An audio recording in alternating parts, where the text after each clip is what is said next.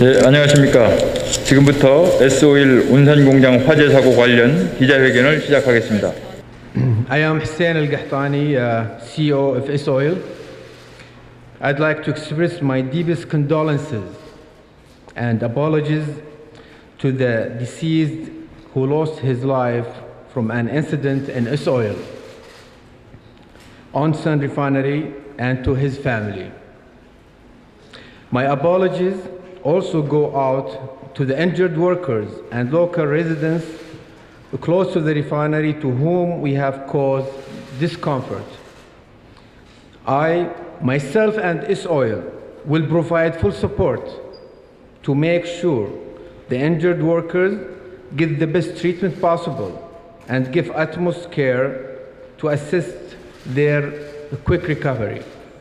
e쓰오il feels heavily responsible for the incident and such will fully cooperate with related authorities in handling the incident and finding its root cause.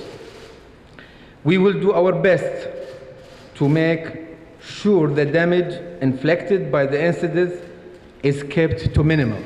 The incident took place in the refinery's alkylation unit at approximately 2050 May 19th during the startup process after maintenance. We presume a fire in the compressor during startup, and we are working closely with related authorities to find the root cause. The affected plant will be shut down until root cause is identified and preventive measures are put in place.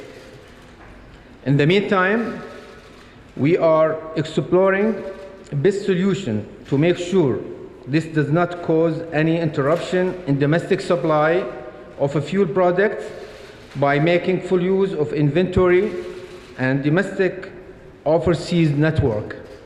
I would like to take this opportunity to express my deepest gratitude to Ulsan Firefighting Office, Ulsan City Government, and other related authorities for quickly responding to this unfortunate incident and taking actions to control the situation. Once again, I express my deepest apology to everyone who's been affected by this incident and to the people as well.